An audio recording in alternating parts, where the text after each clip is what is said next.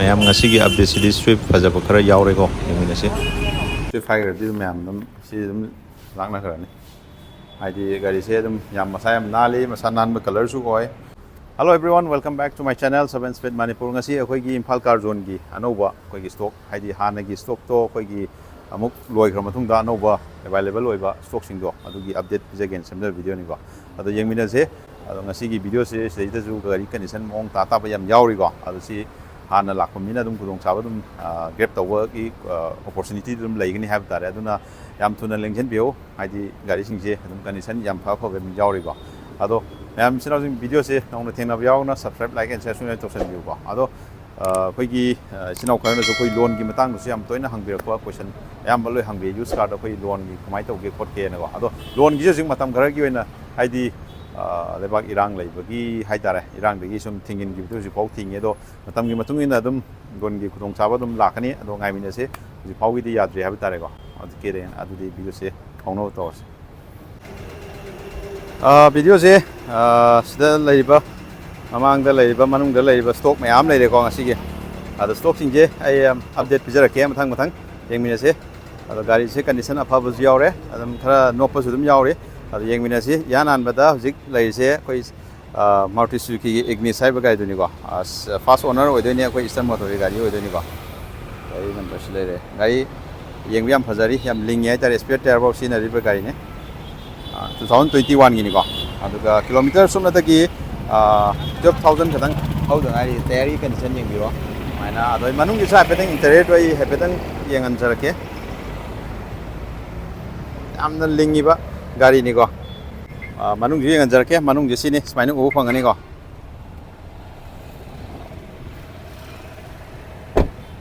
ꯃꯅꯨꯡꯁꯦ ꯑꯗꯨꯝ ꯅꯥꯜꯂꯤ ꯍꯥꯏꯇꯥꯔꯦ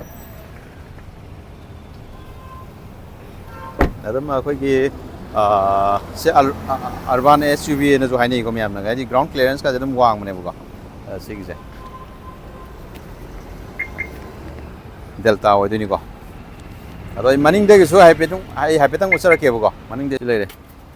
ꯃꯅꯤꯡꯒꯤ ꯂꯨꯛꯁꯦꯀꯣ ꯁꯨꯃꯥꯏꯅ ꯎꯕ ꯐꯪꯒꯅꯤ ꯑꯗꯨꯒ ꯅꯦꯛꯁ ꯂꯥꯛꯀꯗꯣꯏꯁꯤꯅ ꯑꯩꯈꯣꯏꯒꯤ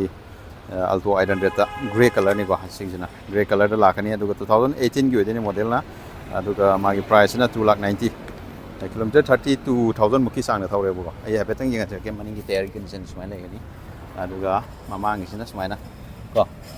ꯑꯗꯨꯒ ꯐ꯭ꯔꯟꯒꯤ ꯂꯨꯛꯁꯤꯅ ꯁꯨꯃꯥꯏꯅ ꯎꯕ ꯐꯪꯒꯅꯤ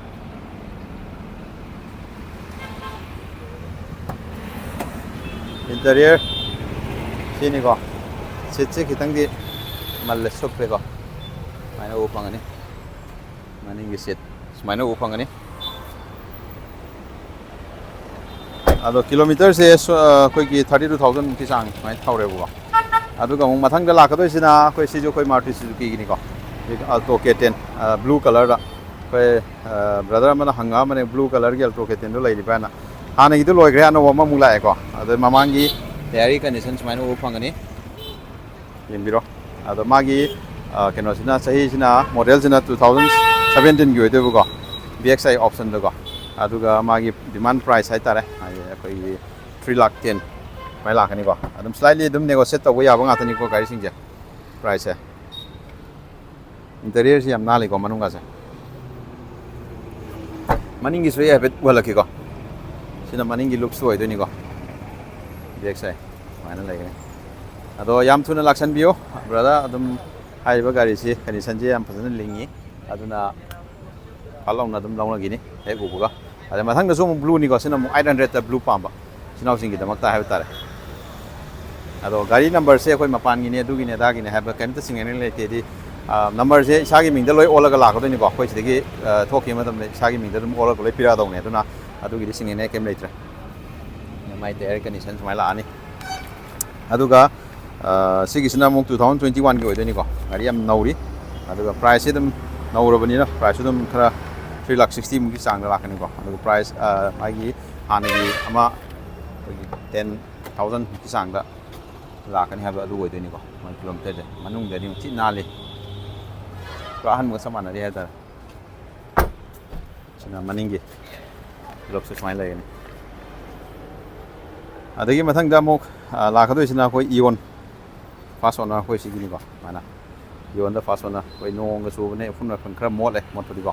ꯑꯗꯣ ꯃꯣꯠꯄꯁꯨ ꯑꯩꯈꯣꯏ ꯁꯤꯜꯚꯔ ꯀꯂꯔꯁꯤ ꯀꯌꯥ ꯈꯪꯗꯦꯗ ꯀꯦꯌꯔ ꯀꯟꯗꯤꯁꯟ ꯁꯨꯃꯥꯏꯅ ꯂꯩꯔꯅꯤ ꯑꯗꯨꯒ ꯃꯥꯁꯦ 2012ꯀꯤꯅꯤ ꯑꯗꯣ ꯃꯥꯏ ꯄ꯭ꯔꯥꯏꯁ ꯗꯤꯃꯥꯟꯁꯤꯅ ꯑꯣꯟꯂꯤ ꯁꯨꯞꯅꯇꯒꯤ 1,55,000 70,000 ꯀꯤꯂꯣꯃꯤꯇꯔ ꯑꯃꯨꯛ ꯔꯟ ꯇꯧꯔꯦꯀꯣ ꯍꯧꯖꯤꯛ ꯁꯤꯒꯤ ꯀꯩꯅꯣꯁꯦ ꯑꯗꯣ ꯃꯅꯨꯡꯒꯤ ꯏꯟꯇꯔꯤꯌꯔꯁꯤꯅ ꯁꯨꯃꯥꯏꯅ ꯎꯕ ꯐꯪꯒꯅꯤ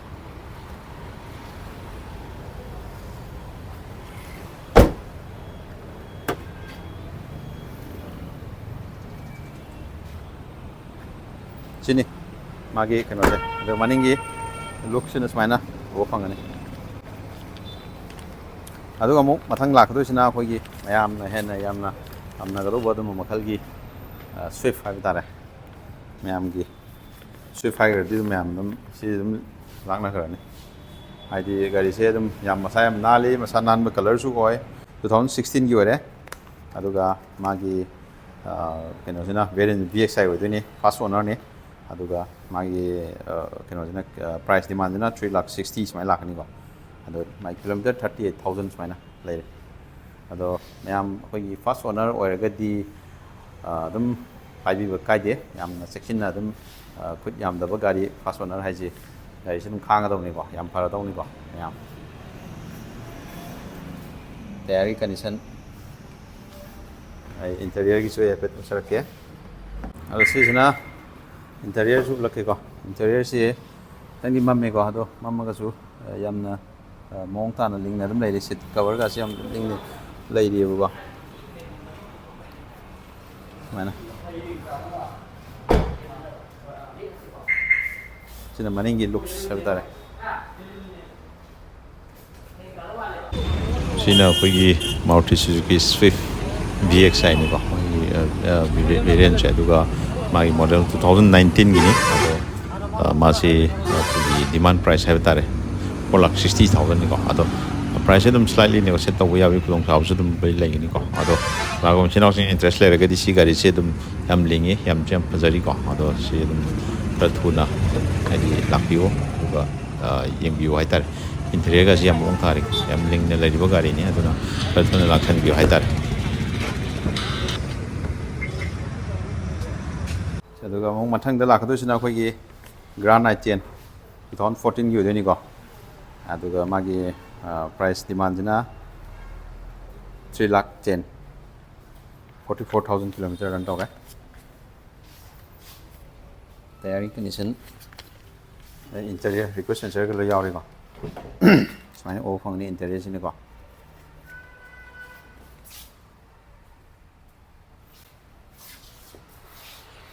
the maning gisu yang anjara ke sini yam nali yam lem dum sina ba yagi ni ko ran i10 1.2 sports to ko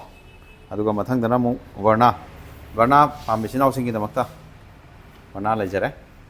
yamna nungaiba gari ni sina bada first owner oidoi ni sijo akogi 2014 gini only 3,20,000 da ada 33,000 kilometer ai ran tawre pura alloy la kadoi ni smaina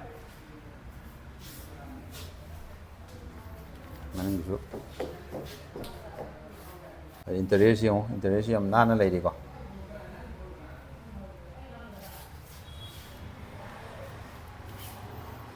duga sisna mo alto silver da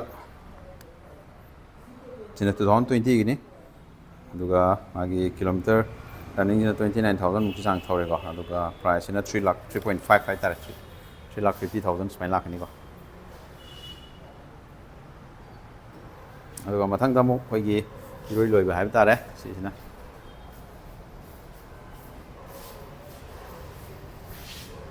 sida khoi gi West Bengal number thai se si kenta di singnabi gno adi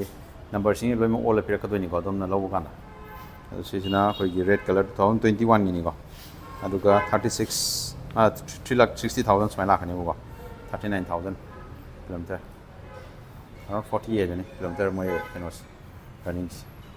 ado ngasi gi video se swai sumna sinjarage ado ai ngasi video sida aina pamjaba gari ai gi si Swift adagi alto khoi ada leise gi VXI sigse ani se dum jai ko ga ngasi gi na sigi ignis se ꯁꯤꯁꯨ ꯑꯗꯨꯝ ꯌꯥꯏꯀꯣ ꯁꯤ ꯑꯗꯨꯝ ꯀꯅꯥꯒꯨꯝꯕ ꯏꯆꯤꯟ ꯏꯅꯥꯎꯁꯤꯡꯅ interest ꯂꯩꯔꯒꯗꯤ ꯁꯤ ꯌꯥꯝ ꯁꯤ ꯄꯥꯏꯁꯟꯕꯤꯌꯣ ꯐꯥꯁ ꯑꯣꯅꯔꯅꯤꯀꯣ ꯁꯤ ꯑꯗꯨꯝ ꯌꯥꯝꯅ ꯀꯥꯟꯅꯒꯅꯤꯅ ꯈꯟꯖꯩꯀꯣ ꯑꯣꯀꯦ ꯉꯁꯤꯒꯤꯗꯤ ꯚꯤꯗꯤꯑꯣꯁꯦ ꯁ꯭ꯋꯥꯏ ꯁꯨꯝ ꯂꯣꯏꯁꯤꯟꯖꯔꯒꯦ ꯃꯊꯪ ꯚꯤꯗꯤꯑꯣ ꯑꯃꯨꯛ ꯉꯥꯏꯃꯤꯟꯅꯁꯤꯀꯣ